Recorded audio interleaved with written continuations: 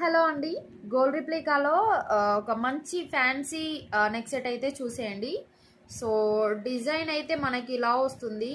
Total stone ఫినిషింగ్తో అయితే వస్తుంది. నేను పెట్టుకొని చూపిస్తా చూడండి.